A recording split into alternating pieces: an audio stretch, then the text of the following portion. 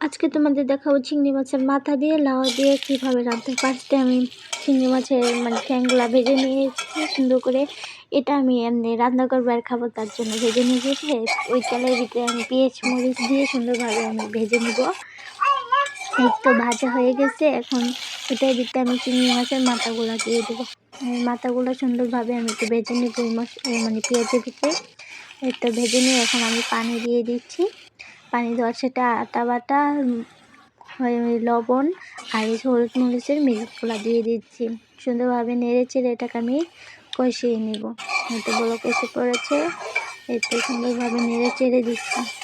চিংড়ি মাছ রাঁধতে গেলে একটা ভালো লাগে, তেলের থেকে কেমন একটা ফেনা ফেনা কথা। এটা কষানো হয়ে গেছে। এখন আমি লাউগুলো দিয়ে দেবো। এই লাউ থেকে প্রচণ্ড পরিমাণের পানি বেরায়। মশলা অল্প দেখা যাচ্ছে না, পরে দেখতাম অনেক মশলা বেরোবে। তো আমি 5 মিনিটের জন্য ঢেকে দিয়ে এখন উদ্ধ করেছি। দেখেন কত সুন্দর হয়ে গেছে। এখন আমি নেড়ে চেড়ে এটা ভিতরে ঝোলের জন্য পানি দিয়ে দেবো। তো আমার ঝোলটা বলক এসে পড়েছে, জিরার ফাঁকি দিয়ে দিয়েছি। এই তো আমার তরকারি রান্না পুরো ডান। কত ইয়াম্মি তরকারি, আপনারাও খাইবেন বাসায় রান্না।